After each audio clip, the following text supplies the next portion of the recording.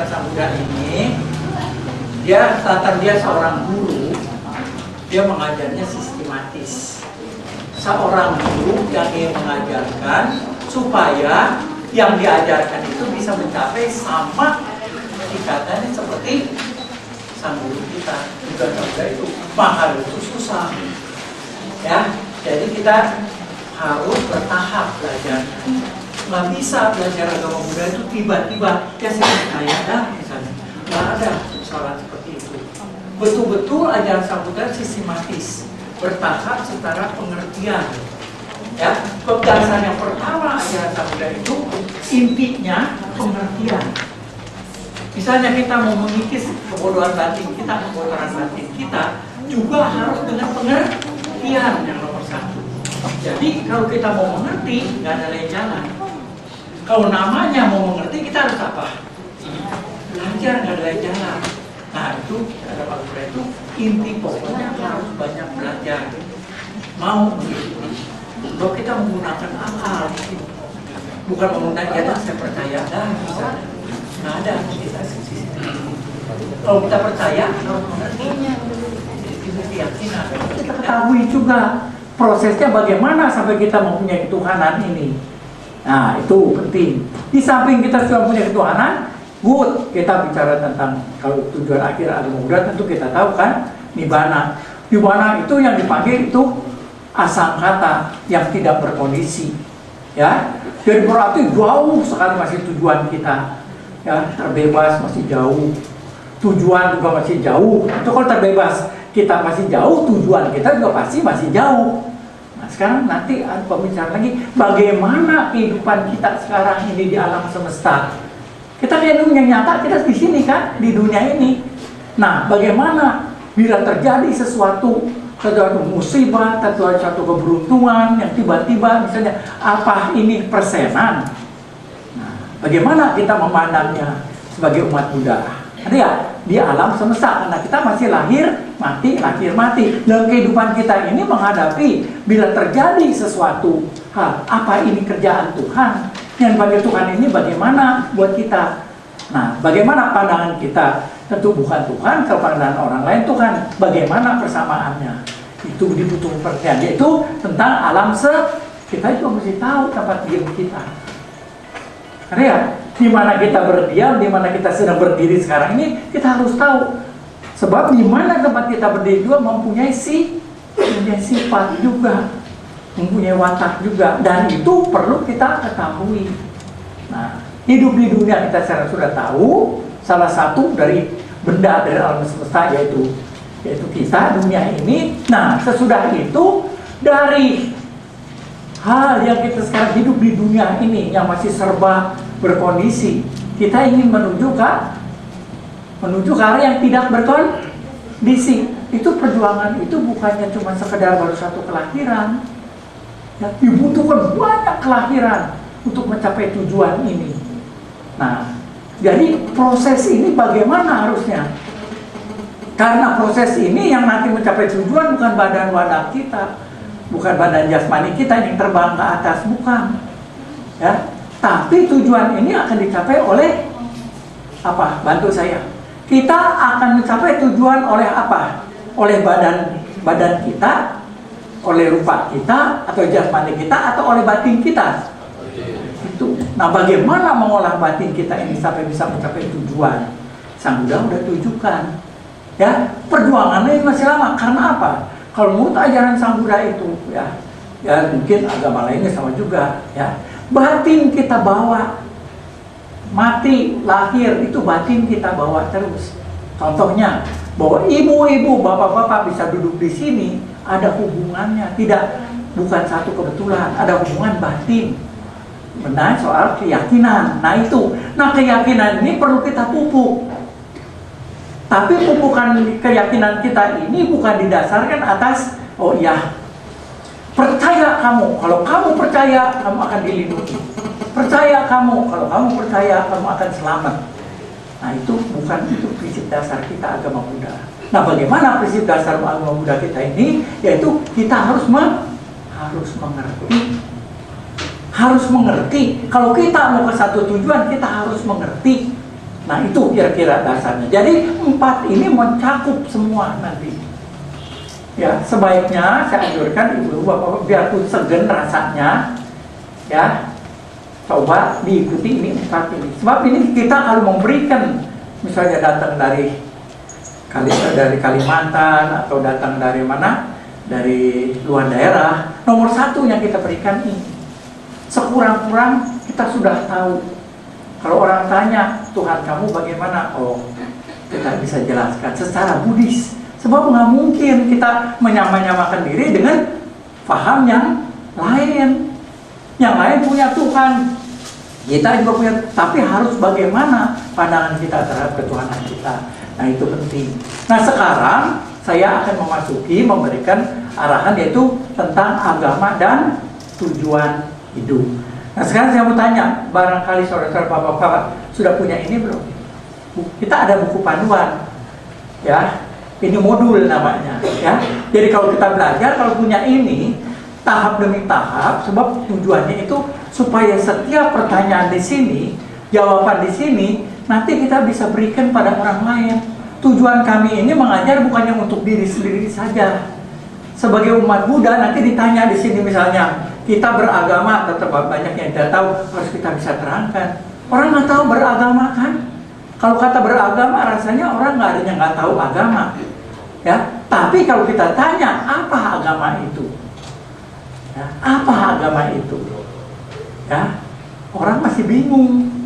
Ya, asal kata mana ini agama, tiba-tiba timbul kata agama.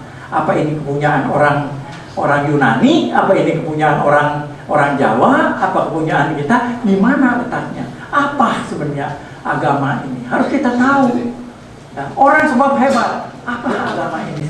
Harusnya agama melahirkan kedamaian kan? Nah misalnya, oh jadi agama seperti itu. Sekarang banyak polemik tentang agama. Nah itu nanti kita pecahkan secara agama Buddha, apa agama itu buat kita agama Buddha. Saya nggak mau tahu urusan dengan agama paham yang di luar kita, bukan urusan saya. Urusan agama Buddha. Apa yang menyebabkan timbul kata agama Buddha ini? Itu penting buat kita supaya kita bisa terangkan nanti di luar. Ya, nah kita memasuki sekarang di sini. Yang pertama tentang agama, ya.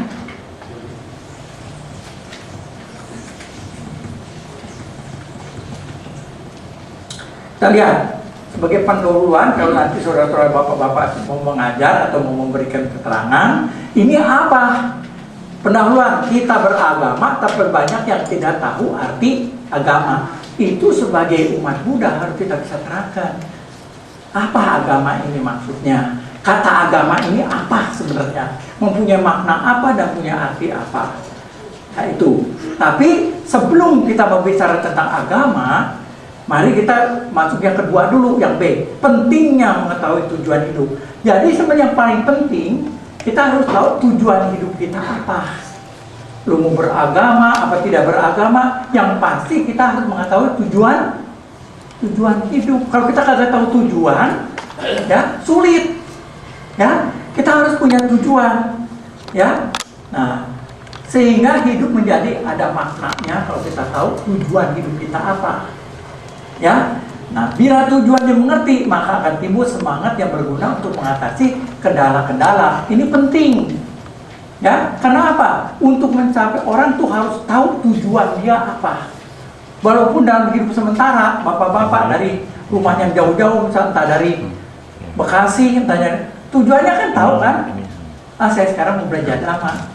Dhamma itu memang agama saya ingin tahu apa. Punya tujuan untuk mengerti apa yang menjadi keyakinan kita.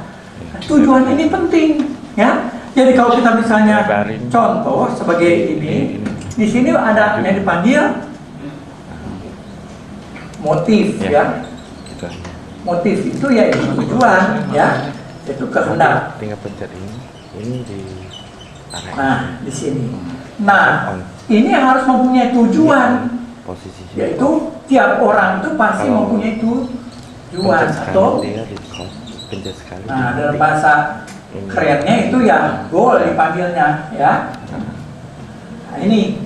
Jadi kita dalam hidup kita ini harus punya tujuan. Satu misalnya, Ada orang yang sekolah, kamu harus masuk fakultas. Kamu harus masuk fakultas. Ya dah, karena orang tua saya masuk fakultas, ya masuk ke fakultas. Ya, ini ada mahasiswa yang satu disuruh. Mahasiswa disuruh masuk fakultas.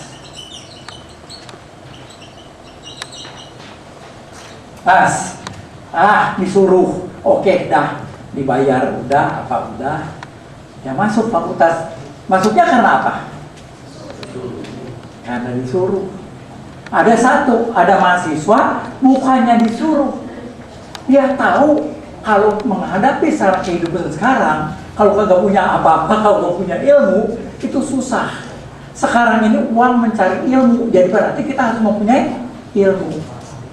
Ya, jadi kita harus berpendidikan. Nah, masuk juga fakultas, tapi bukan disuruh atas apa? Atas maunya sendiri.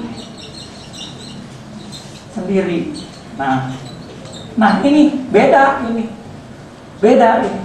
Kalau yang satu, saya tahu, saya mengerti. Kalau saya masuk, misalnya saya masuk sekolah ini, meningkat keadaan saya. Ya. Kehidupan saya pun bisa lebih baik lagi. Dia mengerti. Bahayanya apa? Kalau terjadi sesuatu, ya, misal masuk dan terjadi sesuatu kurang bisa belajar, kurang bisa mengikuti, bisa apa tuh? Drop out. Maka dia nggak mengerti tujuan. Ya, tapi kalau mereka yang sudah mengerti maunya dia ini, tahu apa dia mengerti, pasti dia nggak drop out. Karena dia tahu kagak ada sesuatu yang dia bisa dapat itu dengan mudah saja dia dapat, dia harus berjuang.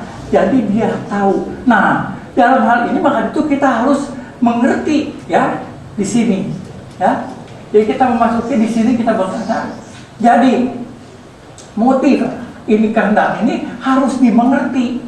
Untuk bagian harus dimengerti. Ini paling penting, ya. Ini penting, ya kita sudah ada di sini kan. Nah, kalau sudah dimengerti apa tujuan kita, baru timbul semangat untuk melaksanakannya. Kalau kita tidak mengerti, gua mah disuruh, saya lagi ngantuk, udahlah, ya. Toh buat saya nggak mengerti kepentingannya ini, itu bisa menjadi kendala. Nah di sini makanya kalau sudah dimengerti, baru timbul semangat.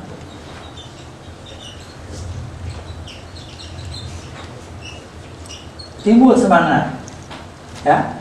Karena apa? Perlu timbul semangat kalau dia mengerti, karena semangat ini untuk mengatasi kendala. Ini, ya, dia mengatasi kendala, ya, mengatasi kendala ini.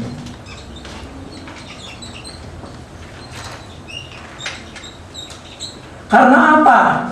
Karena dalam mencapai tujuan siapapun akan menghadapi kendala-kendala. Ya, seperti kita pun sama juga. Kamu belajar drama, karena belajar, ya. Entah dua minggu lagi nih kan, minggu ketiga, aduh hujan nih. Satu kendala. Dari mana tuh? Dari luar. Kendala ini bisa dari luar, bisa dari dalam. Ya, ini penting. Satu, saya nih memang lagi segen nih ke Saka jauh ya. Betul ada kawan datang, ya hanya ketawa tuh pasti dia udah. ya. Kalau ada kawan kan orang pakai alasan, itu sih saya ada tamu. Memang lagi hujan kebetulan. Sebenarnya bukan karena hujan dan tamunya sebenarnya. Ya, alasan ini dari dalam sebenarnya segen, itu salah satu kendala. Yang datangnya luar dipakai dari dalam. Di dalam ini sebenarnya mengandung apa? Ada kemalasan di dalam. Segan untuk pergi. Ya. Nah ini kalau kita punya semangat enggak? Kita kan belajar tadi, kita ingin empat pokok dasar ini kita ketahui. Enggak, saya mesti tahu juga. Saya tahu kalau tahu 4 ini terjawab semua. Ya, kita datang. Ya, kalau nggak tahu ya udah. Ini kendala luar dan dalam ini main peranan. Kendalanya ada di dalam diri kita sendiri sebenarnya paling bahaya itu. Kalau luar hujan, kalau dia memang semangat ya pakai jas hujan. Apapun bisa sampai. Ya, bayangkan 2 tahun. Saya tanya Ibu Susan. Ya, 2 tahun saya ngajar sini pernah nggak saya? Enggak, ini enggak ngajar. Ini ada Ibu, ini jadi buktinya. Kenapa? Bukan karena kita pengen top, pengen show atau pengen hebat, nggak ya? Karena kita sudah komitmen, saya sudah bertekad untuk memberikan apapun akan saya lakukan. Karena ini bermanfaat bagi kita semua. Kalau umat Buddha mengerti, ya tidak terjadi keributan-keributan. Ya, kalau umat Buddha sudah mengerti tujuannya apa, tidak ada yang mempersoalkan lagi urusan pribadi, tidak ada. Ini kita ribut karena urusan saya kagak didengar, padahal mungkin yang itu betul, karena tidak didengar kita jadi urusan pribadi. Nah, kalau kita mengerti tujuan kita, komitmen kita juga beda. Nah, itu bisa mengatasi kendala-kendala bila terjadi, mau dari luar dari dalam, tetap saya akan penuhi untuk mencapai tujuan ini. Nah, ini penting. Ya, jadi yang penting dalam hal kita mau mencapai apapun yang kita akan kerjakan, ya, itu harus mempunyai tujuan. Ingat, ya, mau belajar agama Buddha harus punya tujuan. Tujuan kita harus mengerti apa. Ya, kalau tujuan pun tidak dimengerti, tidak mungkin kita bisa mencapai tujuan. Kenapa? Kita harus mengerti, baru kita semangat untuk mencapainya. Kalau kita tidak mengerti, ya apalah kira-kira begitu. Nah ini. Jadi ibu-ibu bapak-bapak nomor 1 mengerti apa tujuan kita. Kalau belajar damai tujuannya apa? Ini yang penting ya. Jadi nomor 1 motivasi penting.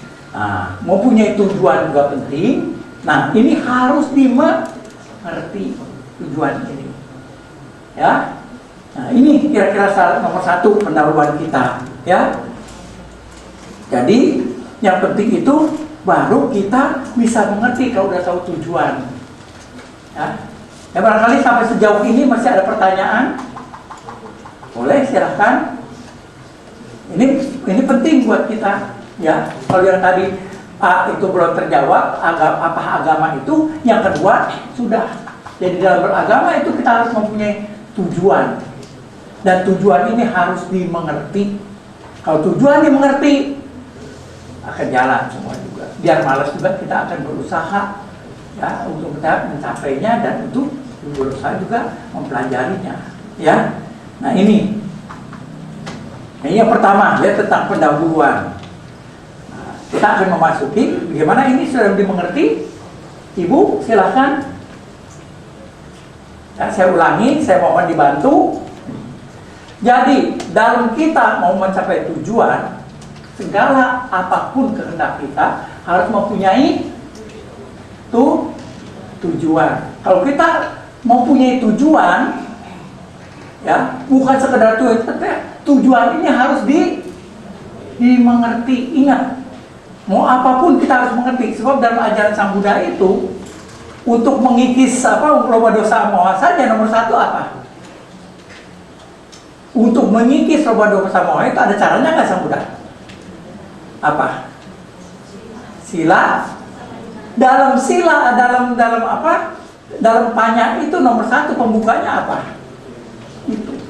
Jadi ajaran Sang Buddha itu apapun bentuknya, dasarnya itu harus pengertian yang nomor 1. Walaupun tingkat dasar, ya, nanti mencapai tingkat yang menengah sampai tingkat yang tertinggi. Jadi ajaran Sang Buddha itu dimulai dengan pengertian.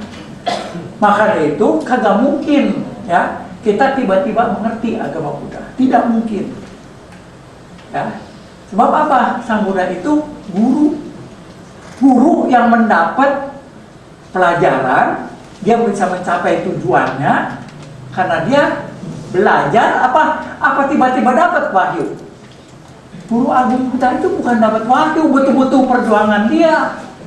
Ya? Maka itu Sang Buddha itu hebat sekali dalam cara menerangkannya, itu sistematis sekali.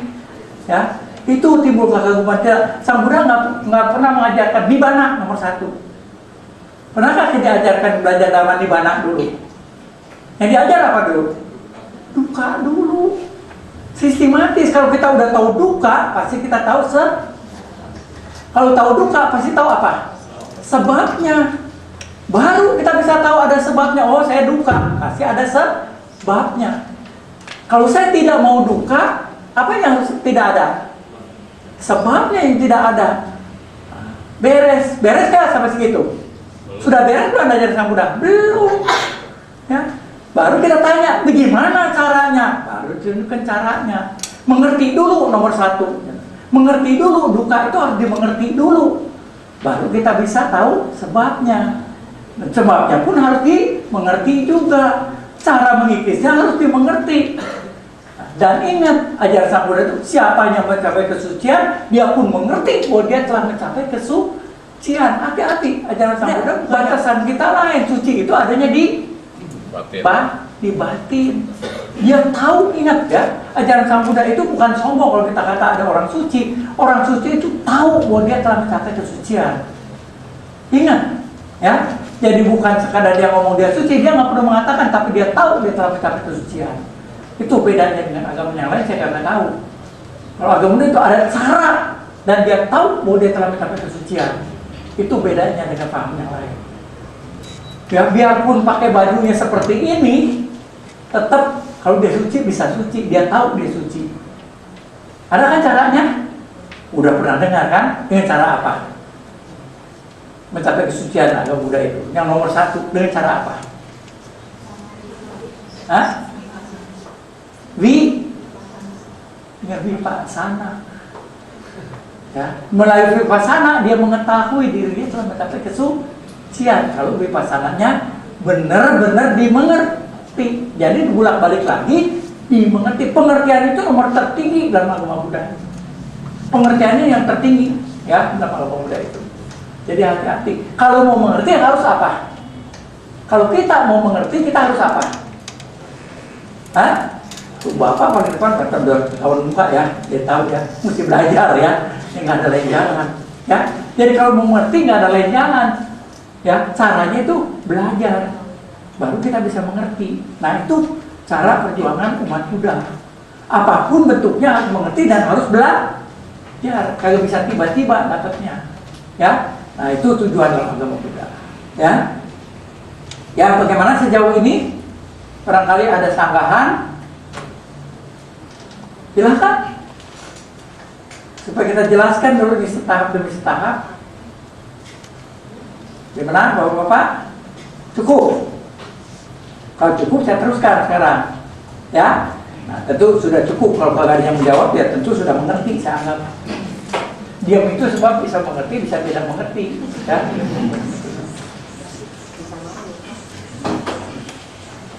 Nah kita sekarang memasuki. Kalau kita sekarang berbicara yang tadi tujuan sudah selesai, ya yang pertama itu yaitu tentang arti agama ya. Yang pertama tadi arti agama. Agama nomor 2 yaitu tujuan. Ya, tujuan yang penting ya. Tujuan dimengerti, ini penting nomor 2. Nah, sekarang saya memasuki tujuan sudah dimengerti, sekarang kita berbicara tentang arti kata agama. Ya. Nomor 2 kita lihat definisinya di sini ada. Ya, jadi nanti ini mesti bisa kita terangkan ke orang tanya. Ini nomor 2 bagi yang belum punya buku ya boleh pesan barangkali buku Susan. Ya. Nah, ini nomor 2 itu ada kata yang dipanggil itu nomor A. Ya, yang pertama A, agama ini jadi definisi agama ya. Yaitu nomor 1 yaitu definisi agama A sama dengan tidak, gamma sama dengan kacau di sini. Ya boleh-boleh saja, apa? Boleh-boleh saja. Ya, tidak A itu tidak menolak artinya. Gama itu kacau. Jadi kata agama itu tidak kacau. Tapi hati-hati kalau bagi mahasiswa-mahasiswa ya, yang perguruan tinggi, jangan ini dipakai acuan. Kalau Bapak nulis karya tulis, jangan sekali dipakai. Bahwa kagak ada di kamusnya, nggak ada. Kamus bahasa Indonesia juga kagak ada kata A tidak, agama itu kacau. Kalau sekedar buat menerangkan sih boleh, ya. Tapi dalam karya tulis malu kita ditanya. Kamu mengatakan A tidak, agama kacau dari mana ketemunya? Kalau tulis karya kan mesti bisa diterangkan sama kita buku yang mana kita kata, itu hati-hati. Tapi sekarang orang banyak yang mengatakan ini, ya supaya mudah. A itu tidak, agama itu kacau, jadi tidak kacau, beres, selesai. Bukan itu, salah. Ya, jadi jangan diambil ini sebagai acuan. Ya, nah nomor 2, kata yang dipanggil itu catur. B. Ini baru kata keluar sekarang. Catur, agama. Ya, ada yang nomor 2 itu catur agama. Berarti 4 ajaran. 4 ajaran. Nah ini 4 ajaran ini yaitu yang dipanggil nomor 1 ini dalam bahasa Sanskerta ya, yaitu 1 dir agama.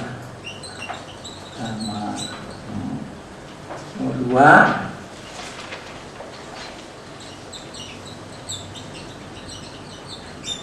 nomor 3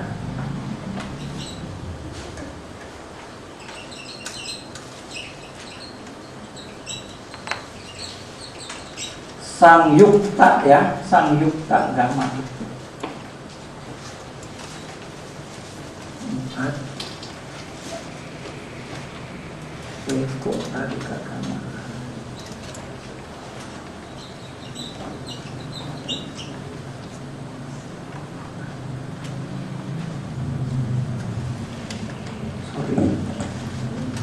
Ini bahasa ini memang 2T ya, ekotarika ya, 2T.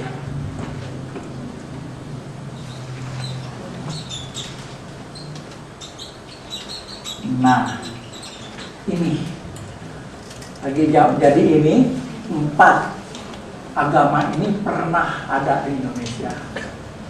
Itu dalam bahasa Sanskrit ya, yang digunakan ini kebanyakan di kerajaan Sriwijaya dan kerajaan Majapahit ini digunakan ya, 4. Jadi sudah ada kata catur agama, dirga agama maksudnya. Jadi dirga agama ya, ini juga madya agama, sangyukta agama, dan ekotarika agama. Ada 4. Jadi ini dirga agama ini ajaran yang panjang sekali ya, ajaran yang panjang ya. Sutanya ini panjang-panjang ini ya, suta panjang. Nah ini pertengahan, sutanya yang pertengahan ya, jadi nggak begitu panjang. Nah yang sangyuta itu pendek sutanya, dan ekotarika agama itu sangat singkat sekali seperti Dhammapada gitu, pendek sekali ini ekotarika agama ya. Nah ini 4. Nah kalau catur agama sudah mulai ada kata A, sudah mulai kata agama sudah ada. Jadi berarti ini agama. Agama itu maksudnya ajaran ya. Jadi dulu orang kalau belajar katanya agama budaya, ini yang dipelajari. Dirgagama, madya agama, sangyukta agama, dan ekotarika agama. 4 ajaran yang ada ya. Ini menurut versinya dari Sanskrit ya, dari Sanskerta ini ya.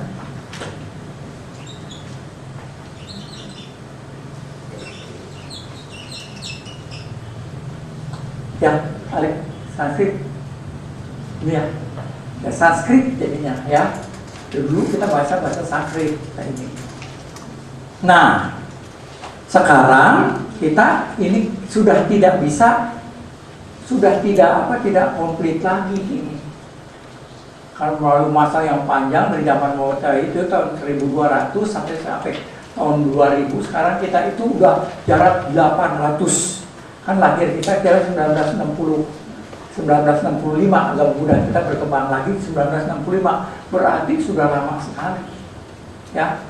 Jadi dari abad ke-12 dikenal lagi sampai 700-800 tahun ini. Sudah nggak otentik lagi, nggak komplit lagi. Nah itu. Nah sekarang kita menggunakan yaitu Pancanikaya. Ya.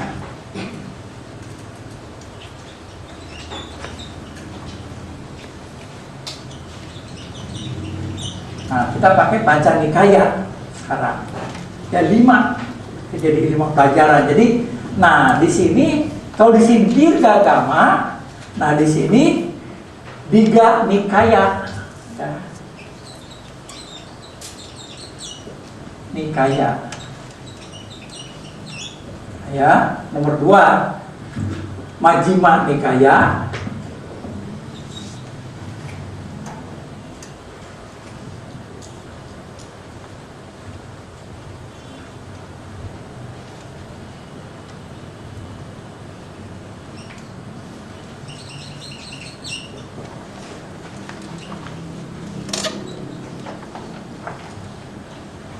Nomor 3 ya, Samyutta Nikaya.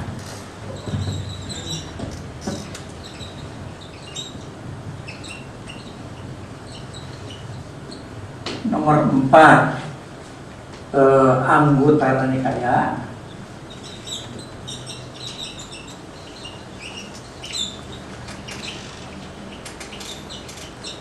Dan nomor 5 itu Khuddaka Nikaya.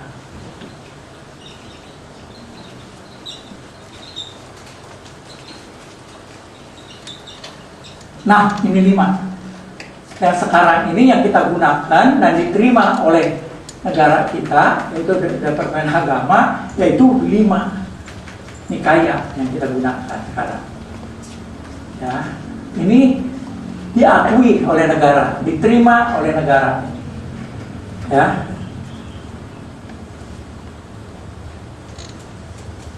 Jadi yang kita gunakan sekarang agama Buddha ini yaitu yang ini, kitab sucinya. Yang sekarang pun kita pelajari sekarang ini yaitu dari ini, dari Pancanikaya ini. Ya.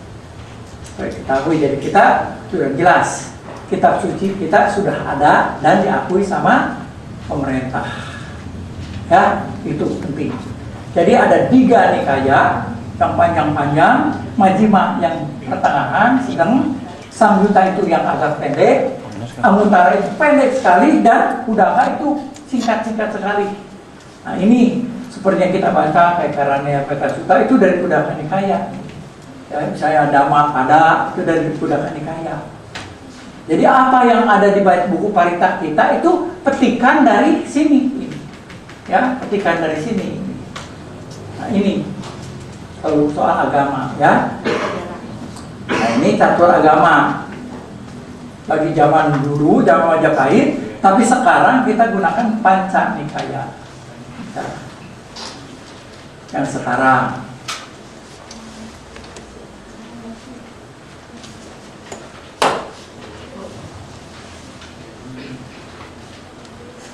Ya. Nah, ini jadi arti agama sudah ketemu. Di sini arti agama yaitu catur agama 4 ajaran, yaitu Dirgagama, Madhyagama, Samyutta Agama, Ekotarika Agama itu adanya itu di zaman Sriwijaya, ya. Majapahit ini digunakan. Nah, sekarang melalui ratusan tahun kita tersingkir agama Buddha, penjajahan. Nah, sekarang kita tahun 1965 itu pakai yang diterima, ya, 3 Nikaya, Majjhima Nikaya, kayak dari semua ajaran sebenarnya yang harus kita pelajari harus berdasarkan ini. Harus ada apa? Harus ada tempat kita berpalingnya, gitu. Kalau kita bicara sesuatu, ayatnya kita ambil dari sini.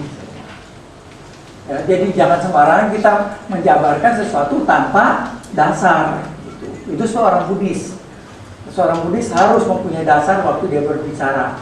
Yang mana yang dibicarakan. Nah ini ya, Pancanya Nikaya ini. Nah ini yang nomor 1, yaitu tentang tidak agama kacau. Itu maaf saja kalau bicara biasa boleh, tapi kalau karya tulis jangan. Kalau ini bisa dipakai karya tulis. Asal ada bukti, ini asal ada catatan-catatannya. Ini masih di kerajaan-kerajaan di Solo, di Jogja itu mesti dicari. Ini ada. Tapi yang paling komplit sekarang kita ini yang bisa kita ini.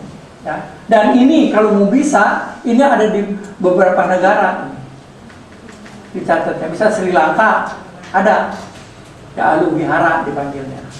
Nah kalau kita pergi ke Thailand ada. Di sana ada yang panggil patung Monton, ya.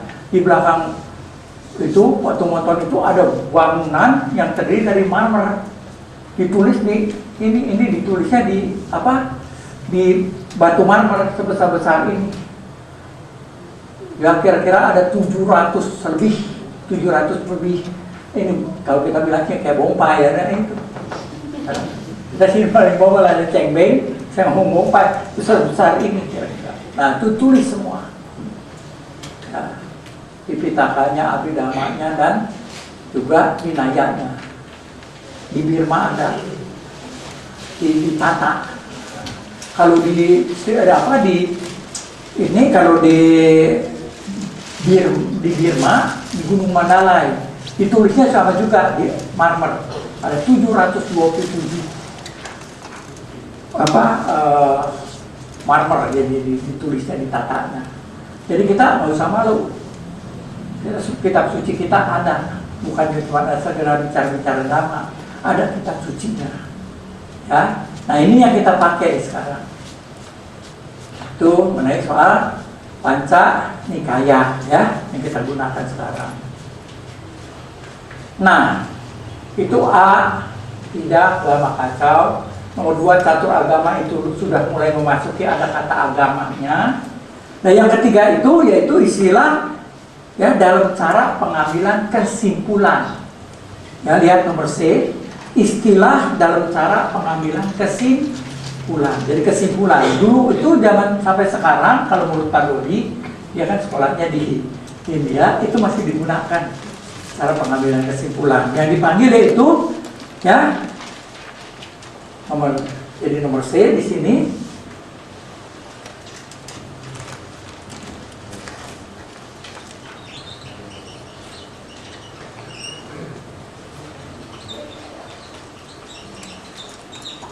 Pengambilan kesimpulan ya, itu A, B, C.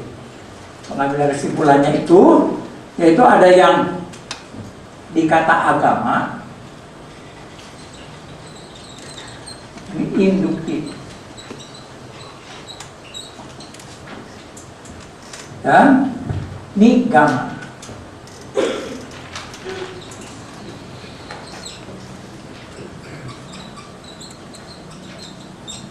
Deduktif ya. Jadi di sini sudah ketemu lagi kita dengan kata agama. Ya, jadi orang dulu itu kalau ngambil kesimpulan-kesimpulan itu dia juga sama seperti kita. Dia ambil dulu dari yang kecil-kecil dulu, ya. Jadi istilahnya ini dari kecil ke luas. Nah ini terbalik dari luas kecil, terbalik, ya. Jadi kecil ke luas itu misalnya kita ambil, ya kita yang paling gampang, sebab ini kan barunya luas Jakarta kan. Nah kita ambil misalnya Kerawang. Kerawang itu di Kerawang itu rata-rata lantaran memang banyak sawah, rata-rata orangnya itu mempunyai penggilingan padi, ngerti nggak?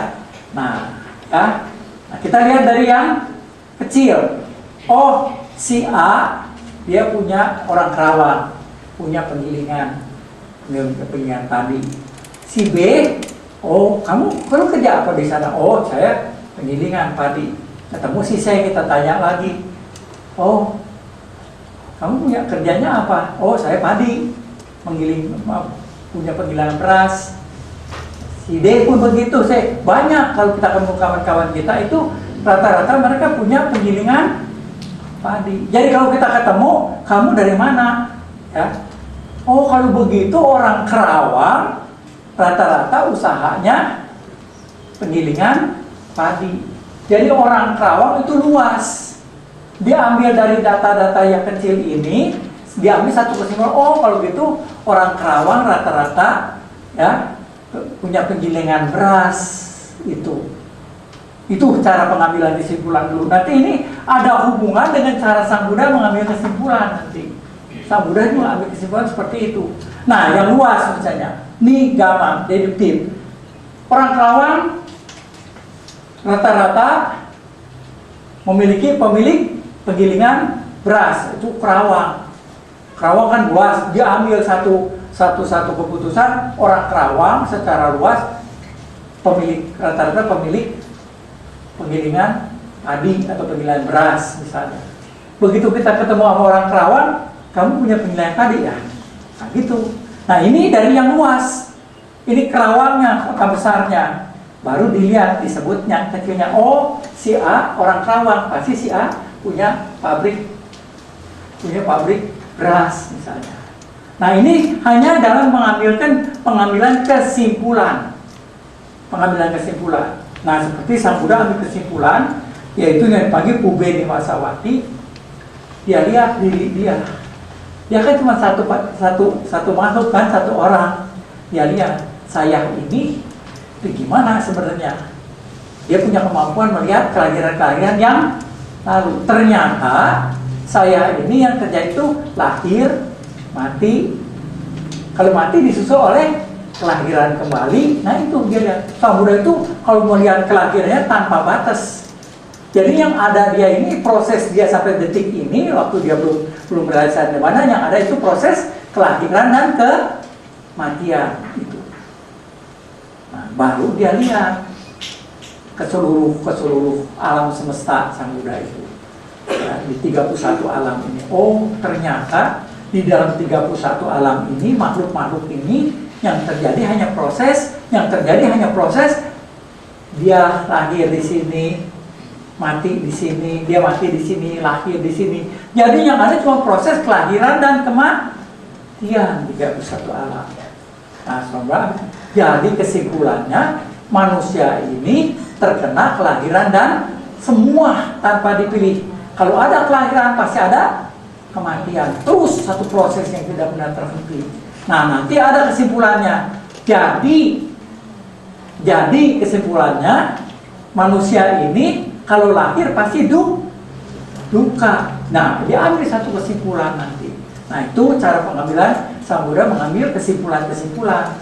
Jadi di India masih digunakan ini induktif dan deduktif masih digunakan di India sampai sekarang. Yaitu dipanggil, maka itu agama induktif, sudah ketemu dengan kata agama kita. Tadi ini tidak kita gunakan, tapi catur agama sudah ketemu dengan kata agamanya, ajaran. Nah, kalau lihat di sini pengambilan kesimpulan itu juga tentang ajaran-ajaran. Ini juga sama juga pengambilan kesimpulannya. Ya. Nah, ini yang nomor 2, yang panggil pengambilan kesimpulan nomor 2 itu agama induktif dan nigama, pengambilan kesimpulan jadinya. Nomor C. Kita lihat di sini C. Ya. Nah, nanti yang menjadi pokok pembicaraan kita di akar kata yang nomor D, nanti kita akan bicarakan lebih luas lagi. Ya, jadi yang sudah ada saja ini tidak digunakan. Ini boleh secara umum, tapi jangan dimasukin karya tulis. Kalau ini bisa masuk karya tulis, dan ini juga bisa karya tulis. Sebenarnya ini ada banyak, bukannya cuma 4 contoh ini. Ya, kalau menurut kitab suci itu kalau nggak salah ada 12 ya, 12 contoh yang Sang Buddha berikan contoh-contohnya. Tapi ini kita ambil 4 saja. Ya, yaitu kalau A yang ada berumun di sini, yaitu catur agama, yaitu tentang dirgagama, madhyagama, sangyuktagama, ajaran, 4 ajaran, dan ini tentang pengambilan kesimpulan. Ya, ini yang nomor C. Nah, sekarang Masih ada pertanyaan mengenai 4 ini, yang 3 ini? Silahkan. Barangkali ada pertanyaan mengenai soal yang ini. Jadi kita bicara sekarang terbalik. Tadi tujuan harus dimengerti. Nah sekarang kita bicarakan tentang arti agama. Nah ini arti agama baru 3 kita jelaskan. Ya barangkali ada pertanyaan. Ibu-ibu, adik-adik. Kalau enggak saya lanjutkan. Bapak ini yang udah gimana nanti bisa? Bisa gak tangkap? Ya? Kalau enggak bilang aja nanti kita jadi ulang lagi, nggak apa-apa, kita ada 2 minggu. Nah, minggu depan kalau misalnya nggak selesai nggak apa-apa, kita akan teruskan lagi. Tapi lebih baik kita tahu setahap demi setahapnya. Ya, ya silakan.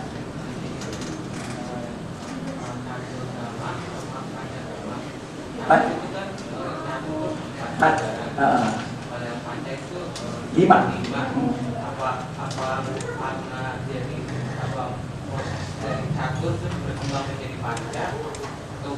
Enggak, beda. Ini berkembangnya di Asia Selatan, di Birma, di Birma, di Sri Lanka, di Thailand, ya, di Laos. Ini mereka menggunakan ini. Memang sudah pancanyama, ya. Tapi yang datang ke Indonesia waktu itu kira-kira abad ke waktu Jawa Majid sampai abad ke-12, sebelum abad 12 ini mereka ini 4 pakai, ya. Tapi ini dipecah. Sebenarnya ini yang pendek sekali ini. Ya, Diri agama, 3 agama yang panjang. Madya agama, Majima, ya. Nah, Samyutta agama ada Samyutta. Jadi ini sebenarnya pecahan yang pendek. Ini yang memang pendek ini ajarannya. Ya, tapi kita nggak bisa gunakan ini karena memang sudah nggak komplit lagi, ya. Sebab ini udah 600-700 tahun nggak digunakan sama kita. Nah, kalau ini memang ada ini, ya. Kalau ini ada data-datanya, bisa kita lihat di Sri Lanka ada, di Burma ada, di Thailand ada, masih komplit ini, ya. Jadi kita berpegangan pada ini, ya, pancanyama, dan diterima oleh Departemen Agama kita juga ini, agama Buddha kita ini dasarnya yang dipakai, ya. Iya, ya boleh dikata, tapi ada lah sedikit-sedikit kali ya, tapi nggak bisa, udah nggak komplit lagi. Tapi ini masih komplit yang ini, ya, masih bisa. Kalau adik saya pergi ke Thailand, ke apa mau tahu ada, yaitu saya kata di salah satu di Patung Moton saya pernah pergi. Nah, itu dari marmer, ditulis di marmer. Kalau di di Birma, di Gunung Mandalay ada 727 itu ya buat ditulisnya secara kita saya paling bompai itu besar sekali, ya. Ada setengah ini satu ditata jadi supaya nggak hilang. Nah ini masih ada kalau yang ini, ya. Jadi kita nggak usah khawatir, nggak usah malu kalau agama Buddha kita tanya, ya ada ini kitab sucinya. Memang sampai sekarang pun ada kitab sucinya yang ini, ya. Nah, ini mengenai soal catur agama dan panca nikaya. Panca nikaya itu ada 5 ajaran. Ya sama juga. Ya barangkali ada pertanyaan sejauh ini, kalau nggak saya mau lanjutkan lagi. Ini yang silakan. Ya. Ya. Yang pertama, ya. Sumber daripada satu agama itu asalnya itu dari mana? Ya. Kemudian itu apakah terjemahkan dalam bahasa Sanskrit? Atau mungkin nanti larinya ke pancanyama itu masih ada hubungannya? Ya. Tanyanya sumbernya. Ini Pak, ini nggak ada sumbernya. Ini hanya reka-reka supaya jangan susah. Orang biasa itu nggak, oh A itu susah, oh A itu menolak artinya, ya. Aku salah dan aku A itu menolak. Jadi artinya yang tidak ada hubungan dengan ini. Jadi agama ini maksudnya kacau, nggak ada. Ya, maka dari itu dia tidak ada nggak bisa saya sebutkan karena dia tidak ada sumbernya ini. Hanya tafsiran orang umum biasa saja. Maka itu jangan kita pakai ini sebagai karya tulis. Kalau ini Bapak karya tulis masih bisa dicari ini. Mungkin di Keraton Jogja, ya, di Keraton Solo masih ada ini sedikit-sedikitnya.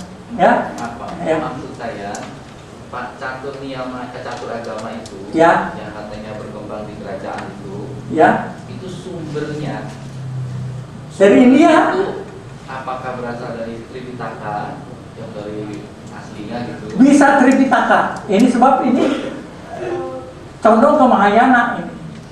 Ya, ajarannya. Sebab dari Sanskrit. Ya. Itu apa, agama Mahayana itu banyak menggunakan Sanskrit. Ini lebih condong ke Mahayana ini. Ya, dia katanya dirga misalnya ya. Nah, ini bija. Kayak. Jadi kalau sumber ntar kita bicarakan tentang kata agama itu dari mana, ntar kita akan bicarakan di sini. Tapi kata agama di sini sudah timbul maksud saya. Dari zaman dulu kata agama memang ada. Kata agama itu memang sudah ada.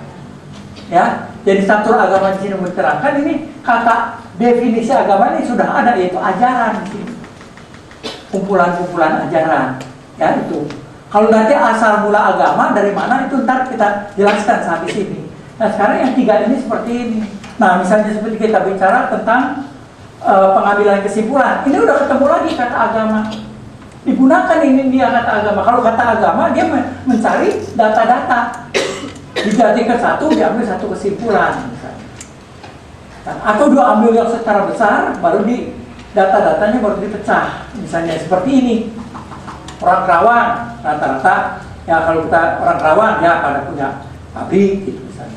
Kalau kita ketemu orang A, kamu dari mana? Dari Kerawang. Oh, diambil kesimpulan kamu punya pabrik pasti. Nah itu ya. Nah ini diambil dari pengambilan kesimpulan.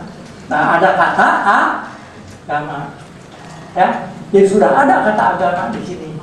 Nah seperti di sini catur agama. Jadi dari dulu sudah ada memangnya. Sebenarnya kata agama itu nanti dari akar kata dari bahasa Pali.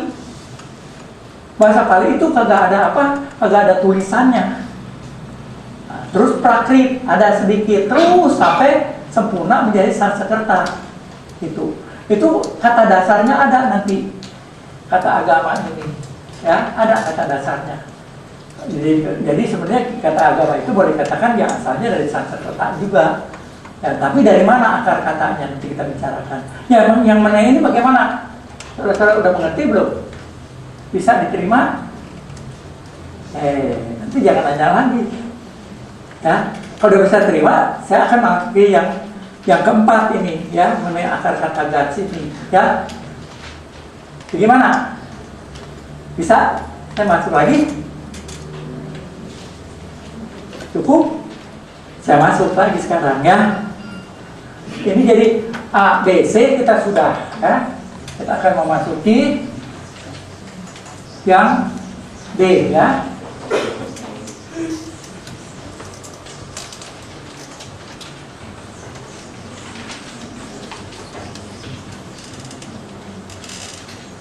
Nah, yang D ini yaitu dia ambil kata agama itu dari akar kata gats, ya. Jadi yang nomor D, ya. Nah, akar kata dari agama itu jadi ga, ini agama ini akar katanya gats, ya. Ada nih kata akar kata gats ini, coba di mana adanya kalau dalam bahasa kita, dalam Pali teks, di mana adanya? Gaca. Nah, akar kata gatsami itu agama sebenarnya, ya. Jadi menuju, ya. Artinya ini menuju ke apa nih? Menuju kemana nih akar kata? Kalau menuju kemana? Nah, jelas. Kalau tujuan ya pasti menujunya ke tujuan. Artinya. Nah, makanya itu dalam bahasa Inggris, kalau yang dipanggil gatsami itu mereka terjemahkannya bukan kita. Kita kan aku berlindung. Itu sebenarnya kurang tepat. Ya, sebenarnya I go with you. Saya yang aktif bergerak menuju Sang Buddha. Saya menuju Dhamma dan juga Sangha. Itu menuju sebenarnya. Ya, saya menuju. Jadi aktif sifatnya. Gatsami itu bukannya pasif, bukannya ya udah dhamma datang ke kita, tapi kita yang menuju ke. Sekarang saudara-saudara dari rumah mau belajar dhamma, saudaranya belajar dhamma ke sini, menuju ke sini, apa saya yang ke sana? Jelas kan? Itu maksudnya, ya. Nah ini tujuan, ya, menuju ke tujuan, ya.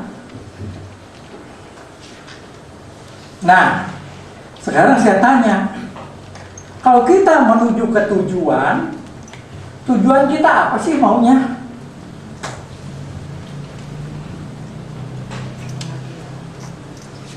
Tujuan kita apa sih? Hidup kita ini maunya apa sih, Bu? Mau menderita? Mau sakit? Tujuan kita apa sih inginnya sebenarnya? Ingin bahagia. Jadi tujuan semua agama yang manapun ingin bahagia, ya. Ini ingin bahagia. Nah, sekarang saya mau tanya, batasan bahagia apa sih sebenarnya? Yang nggak punya buku udah sorry ya, nanti aja. Yang punya buku sebenarnya bisa menjawab. Yang sudah pegang buku ini sebenarnya bisa menjawab. Kalau yang udah lama nggak bawa buku berarti males. Ya, ya. Ayo, apa Pak? Bapak yang pegang buku, apa tujuannya? Hah? Yang diinginkan. Hah? Tercapai. Tuh, beda, ya, beda. Ya. Jadi tercapai yang diinginkan. Maksudnya bahagia ini tercapai yang diinginkan. Biarpun kalau kita lagi lapar dikasih emas, kita lagi lapar di hutan dikasih emas segeblok, sekilo, bahagia nggak kita? Nah, itu. Jadi tercapai yang diinginkan. Ya, lagi ngantuk kita datang ke rumah orang kan mengharap apa? Bantal. Dikasih bantal atau kasih balai, ya. Tapi dikasih nasi bagaimana? Dikasih nasi sepiring biar enak isinya juga. Bahagia nggak kita? Jadi sebenarnya bahagia dalam batasan kita dalam hidup sekarang ini, ya, tercapai apa yang kita inginkan. Itu penting, ya, ya.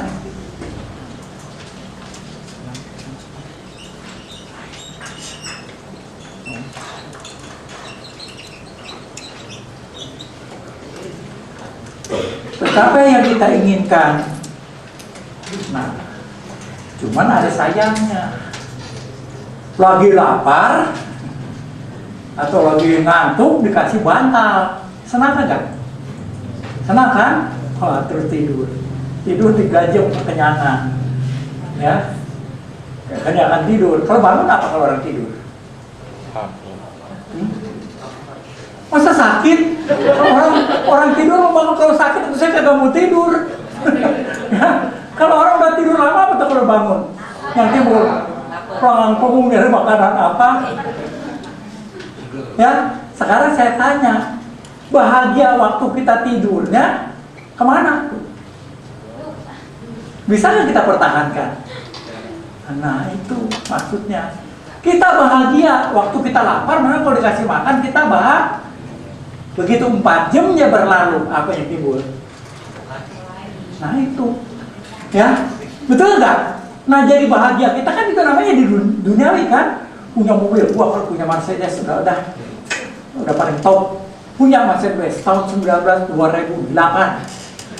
Ya.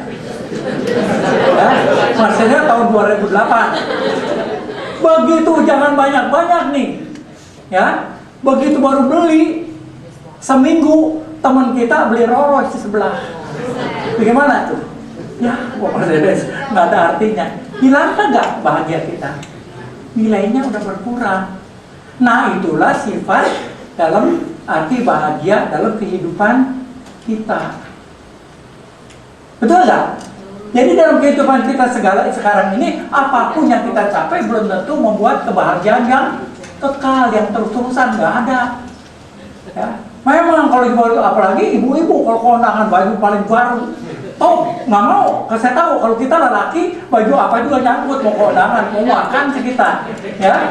Dan kalau ibu lain kan, ya. Kalau ibu lain kan, oh gue punya top dong beda dan yang lainnya, nah bahagia. Begitu kita datang nih udah pakai baju yang top, ya ada tandingannya depan gimana tuh? Ih, suek gue pakai baju ini. Nah, hilang, ada nilainya. Itulah kehidupan kita di dunia. Kebahagiaan ini semua tidak kekal. Itu maksudnya, ya. Karena jadi kebahagiaan ini hanya walaupun tetap yang diinginkan, tapi sementara atau tidak kekal.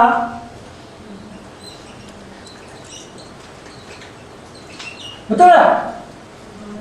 Betul nggak? Nah itu, ya nilai-nilainya.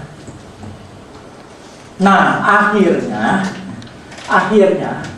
iya dapat ini juga yang hebat udah kagak kekal. Dapat tandingan udah kagak kekal. Pakai baju yang paling top juga kagak. Biar pakai berlian 1 keret, ketemu yang 2 keret kagak kekal lagi kita. Ngerti nggak? Itu bagian perempuan. Tapi laki mesti bodoh pakai apa juga. Pokoknya keundangan makannya mesti Enak. Nah itu beda. Ngerti nggak? Itu yang saya tahu. Ngerti nggak? Kalau keundangan orang pada potong kue, kalau laki larang nih makan apa nih?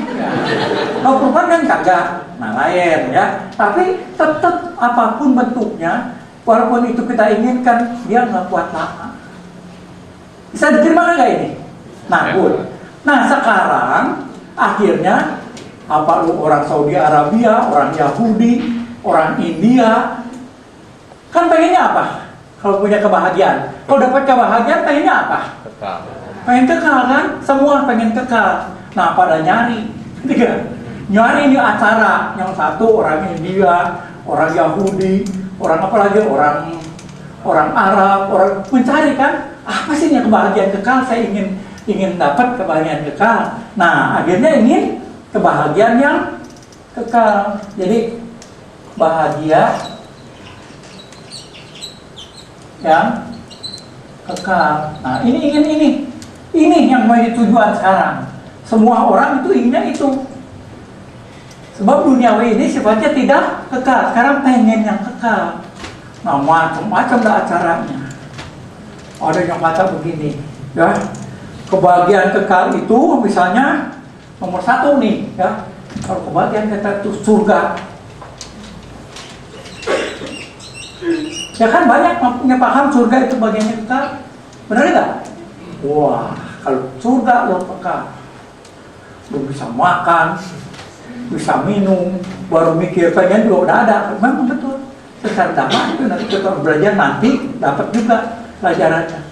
Ya, itu kebahagiaannya masing-masing. Pengen makan ada, pengen punya rumah ada berlian juga ada.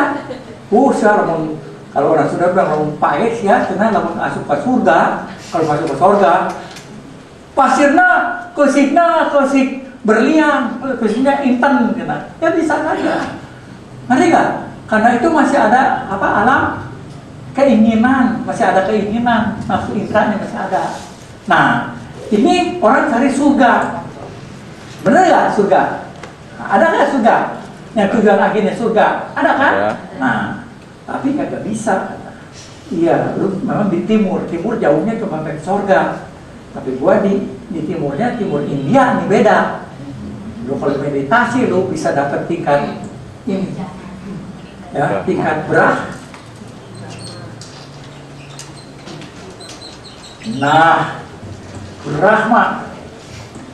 Brahma kagak punya nafsu kita. Hidup tenang, dalam keadaan tenang. Tidak ada gangguan apa-apa. Nah itu Brahma. Jana itu ketenangan. Tenang sekali. Nggak bisa digombreng sama siapa juga. Ya, nah ini Brahma, alam Brahma. Tenang sekali. Yaitu caranya memasuki jana. Bisa tenang. Nah, sekarang sudah tenang dia di sini. Tapi ada yang lebih hebat lagi. Brahma belum. Brahma masih belum. Kalau rupa Brahma masih punya apa? Masih punya ini. Dijemel sakit. Ada enggak? Ya, ngelihat masih bisa ngelihat.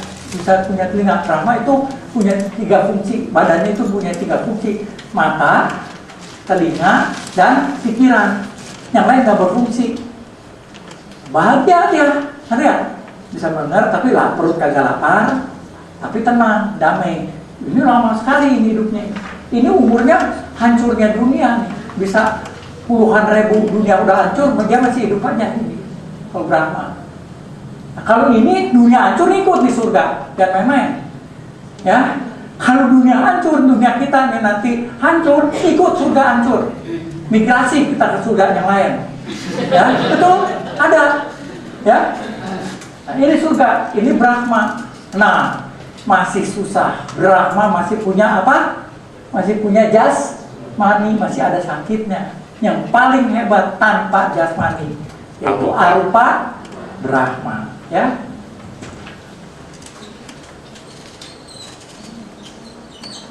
arupa Brahma. Nah, arupa Brahma enak dah buat damai dah. Yang ada cuma pikiran aja, ya, batin aja, udah damai dah, nggak ada apa-apa. Ya, nggak bisa diapa-apakan di jemela kagak bisa, digetok juga kagak bisa. Batin, ya cuma batin, enak udah dia hidupnya. Nah, itu nomor 3. Ini kebahagiaan memang lama sekali ini kebahagiaannya. Ya kalau ini itu masih tahun 9 juta tahun, 36 juta tahun menurut hitungan tahun kita di bumi. Ya ini mentakan orang lihat begitu lihat surga, untuk keluar panjang, nanti kan, surga itu tenang keluar panjang umurnya. Jadi kekal kata dia, karena jangkauannya cuma sampai sebatas itu, nggak bisa kita paksa. Jangan hina agama orang lain ya, sebab memang jangkauannya surga itu memang udah panjang sekali umurnya. Kalau kita umur dia 500 tahun umur dewa. Tapi kalau kita, dimensi kita itu 9 juta tahun. Waktu berapa panjangnya? Ini yang paling rendah ini. Surga yang paling rendah. Yaitu surga bumi di sini. Dewa bumi yang ada di sekeliling kita. Dewa Pukul, Dewa Langit, Dewa apa. Ini 9 juta tahun umurnya paling rendah. Naik lagi satu tingkat 36 juta tahun. Ini tahunan itu. Tapi ini Brahma, bumi umurannya. Dari bumi terbentuk sampai hancur itu bisa puluhan ribu. Jadi panjang sekali umurnya. Sebab ini ada caranya itu dengan melalui jana-jana kemampuan batin. Nah ini. Jadi yang satu anggap surga yang paling hebat, nomor 2 itu Brahma, nomor 3 itu arupa. Sekarang ada lagi satu lagi. Tunggu dulu. Ada surga, ada Brahma, ada arupa. Tunggu. Ya. Ada juga yang terakhir itu nomor 4 apa? Nibbana. Nah, ada Nibbana. Ya, Nibbana bukan ini, di luar ini dan ini. Nah, itu bagaimana? Sulit. Itu harus mengerti dan dipelajari yang kalian ini. Bukan asal sekedar percaya saja ini. Ini sebab dialami, mesti dialami, direalisasi. Jadi ini ajaran siapa yang ini? Nah, beda dengan agama yang lain.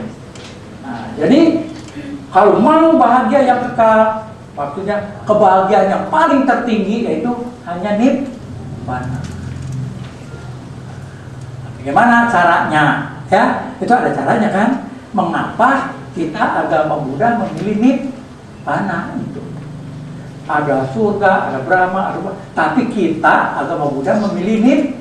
Ingat, tidak ada ya tujuan akhir buat agama Buddha yang katanya surga nggak ada. Ya, yang ada cuma tujuan akhir kita. Nah, sekarang mari kita memasuki apa Nibbana itu. Ya.